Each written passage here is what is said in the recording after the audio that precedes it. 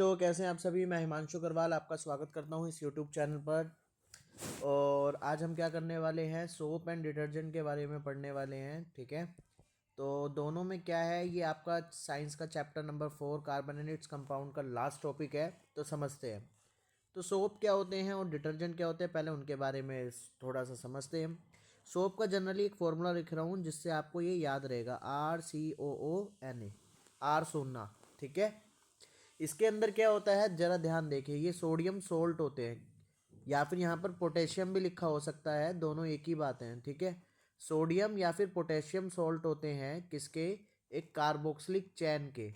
और ये कार्बोक्सिलिक चैन जो है ना बहुत लंबी होती है।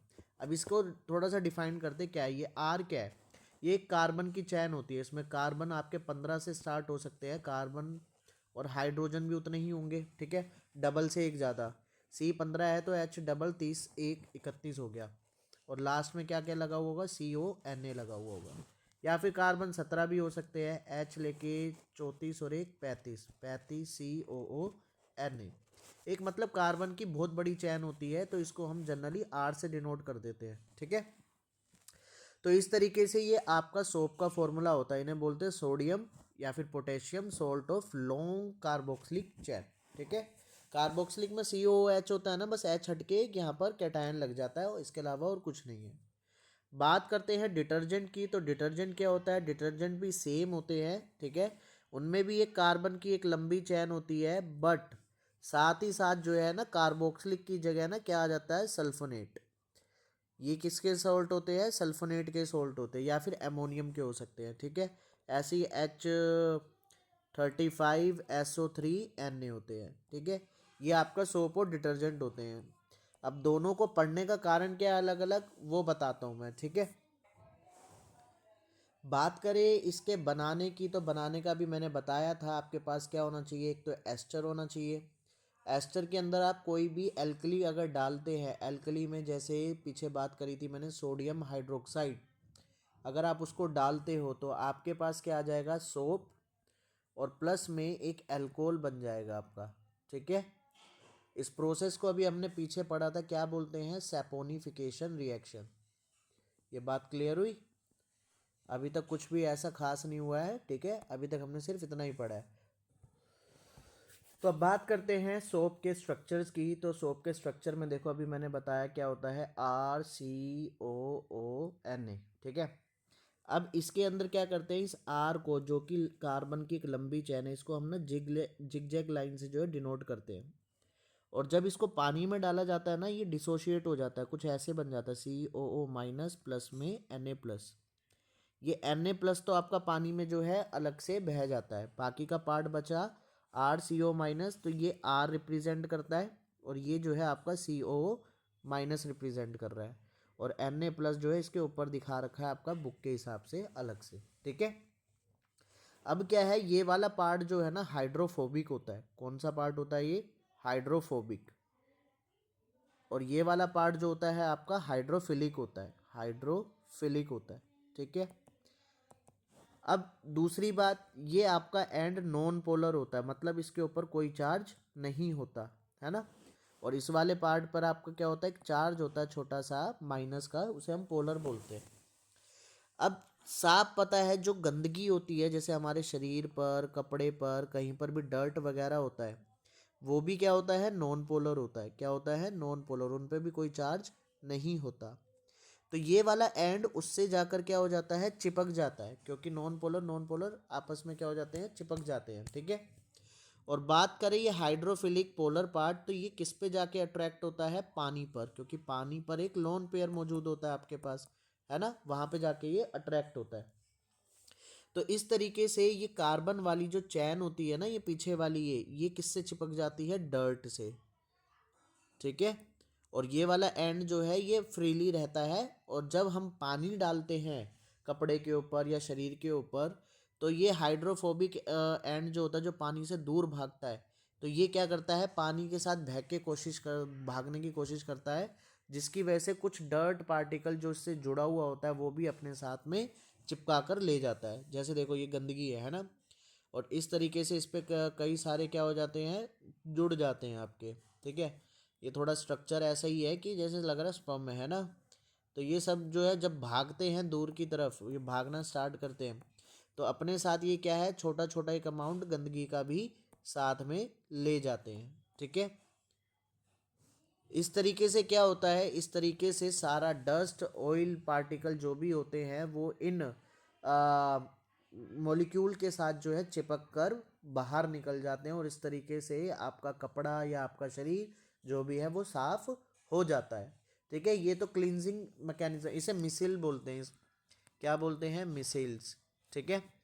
तो इस तरीके से जो है सोप अपना एक्शन करता है। होप आपको अच्छे से समझ में आ गया होगा। अब बात करते हैं डिटर्जेंट। और जो ये इस तरीके की चैन बनती है ना, इसे हम मिसल फॉर्मेशन बोलते हैं। जब आपने देखा होगा कई सारे कपड़े धोते हुए दे थापी दे लात दे घुसे दे सब कुछ बजा देते हैं, है ना। तो एक्चुअली में वो ये फॉर्मेशन तोड़ी जाती है जिससे कि सारे क्या हो जाए, आपके अलग अलग हो जाए, और हर एक पार्टिकल जो है डस्ट पार्टिकल को लेकर चल जाए। अब बात करें डिटर्जेंट की, तो डिटर्जेंट जो है ना, सोप, सॉरी पहले सोप की बात करते हैं। तो सोप जो है, एक मिनट, इस पर कुछ गिर गया है ना, इस वजह से आ नहीं रहा, ठीक है। हाँ हाँ हाँ हाँ, अब ठीक है। अब डिटर्जेंट की बात करूँ, डिटर्जेंट जो है ना वो सोप वाटर में, क्या कहते हैं, डिटर्जेंट और सोप, सोप जो है ना आपका सिर्फ सॉफ्ट वाटर में काम करता है, ठीक है। पर लेकिन डिटर्जेंट की बात करूँ तो मैं सॉफ्ट और हार्ड दोनों पानी में काम करता है। हार्ड वाटर क्या है, जो आपका बोरिंग का पानी आता है ना, खारा पानी बोलते हैं उसे, ठीक है। घरों वगैरह में भी आपके कई लोगों के आता होगा। तो वो बोरिंग का पानी जो होता है उसमें क्या होता है, उसमें कैल्शियम मैग्नीशियम जैसे कई सारे सोल्ट प्रेजेंट होते हैं उन पानी के अंदर। अब साबुन इस पानी के साथ काम क्यों नहीं कर पाता, सबसे पहले वो बात करते हैं। देखो, साबुन का फॉर्मूला क्या था, RCONA। अगर मान लो ये वाला पानी आ गया, इसका मैग्नीशियम या कैल्शियम जो भी है वो इससे रिएक्ट कर जाएगा, और रिएक्ट करके क्या बन जाएगा, RCOO, ये इसकी 2 चैन और मैग्नीशियम जुड़ जाएगा, या फिर कैल्शियम बन जाएगा, RCOO का 2 और कैल्शियम। अब ये पार्ट जो है साबुन से रिएक्ट होकर ऐसे बन गया, है ना। अब ये पार्ट जो है ना, ये क्या बन जाता है, PPT, क्या बन जाता है, PPT, प्रेसिपिटेट बन जाता है। क्या बन जाता है, प्रेसिपिटेट। और ये सारा प्रेसिपिटेट जो है नीचे पानी में बैठ जाएगा नीचे, ठीक है, सोल्ट की फॉर्म में, जैसे डिटर्जेंट होता है ना सोल्ट की तरह, वैसे बैठ जाएगा। तो क्या ये कपड़े पे चिपक पाएगा ऑयल के ऊपर, बिल्कुल भी नहीं चिपक पाएगा। जब ऑयल पे ही नहीं चिपकेगा तो ससुरा ये साफ क्या करेगा, है ना। ये तो सारा नीचे बैठ गया, है ना, पाउडर बन के। क्योंकि इसमें हमारा जो क्लींजिंग वाला पार्ट था जो ऑयल से चिपकता था, वो तो सारा मैग्नीशियम के साथ मिलकर नीचे बैठ गया। इसी को हम स्कम बोलते हैं, क्या बोलते हैं, स्कम बोलते हैं, ठीक है। क्योंकि आपने देखा होगा कई बार जब भी आप साबुन का इस्तेमाल करते हो ऐसे पानी के अंदर, तो बिल्कुल भी झाग क्रिएट नहीं होती है ना, और वो धुलाई कर ही नहीं पाता है। तो इसलिए इसके लिए हम डिटर्जेंट का इस्तेमाल करते हैं, क्योंकि डिटर्जेंट में ये कंपाउंड नहीं बन पाता है। ये कंपाउंड नहीं बन पाता है तो वहाँ पर जो आपके मिसिल वगैरह जो बनते हैं वो अभी भी वैसे ही बनेंगे जैसे सॉफ्ट वाटर में बनते थे, ठीक है। जिसकी वजह से डिटर्जेंट जो है आसानी से साफ कर देता है उसको। लेकिन दिक्कत क्या है वो बात समझते हैं सबसे पहले। साबुन, अब तो समझ में तो आ गया ना डिटर्जेंट और साबुन में क्या फ़र्क है ना। देखो, सोप जो होता है वो तो नेचुरल फैटी एसिड से बनता है, लेकिन डिटर्जेंट जो होता है वो आपका आर्टिफिशियल से बनता है। पहली दिक्कत तो ये है, ठीक है। जिसकी वजह से ये सस्ता होता है, चीप होता है साबुन आपका, लेकिन ये क्या हो जाता है, आर्टिफिशियल वगैरह इस्तेमाल करने की वजह से ये एक्सपेंसिव होता है। तीसरी बात, ये बायोडिग्रेडेबल होता है, नेचर को कोई नुकसान नहीं पहुंचाता, इसको हम डिग्रेड कर सकते हैं। और ये क्या होता है, ये नॉन बायोडिग्रेडेबल होता है, जिसकी वजह से हम इसे डिग्रेड नहीं कर सकते, और ये एनवायरनमेंट में एक पोल्यूटेंट का काम करता है, ठीक है। और साबुन जो है आपका सॉफ्ट वाटर में काम करता है, लेकिन ये सॉफ्ट और हार्ड दोनों पानी में काम करता है आपका। तो ये इसका प्लस पॉइंट है, ठीक है।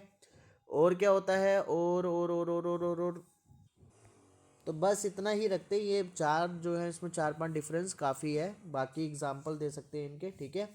तो और हाँ, डिटर्जेंट जो है शैम्पू वगैरह के अंदर भी कई बार डले हुए होते हैं, ठीक है। शैम्पू हो गया या और दूसरे हो गए। तो इसी के बाद जो है हमारा चैप्टर ख़त्म हुआ। तो आपको अच्छे से समझ में आ गया होगा। अगर आपको अच्छे से समझ में आ गया तो प्लीज़ वीडियो को लाइक कर दें। चलो बाय बाय, टाटा।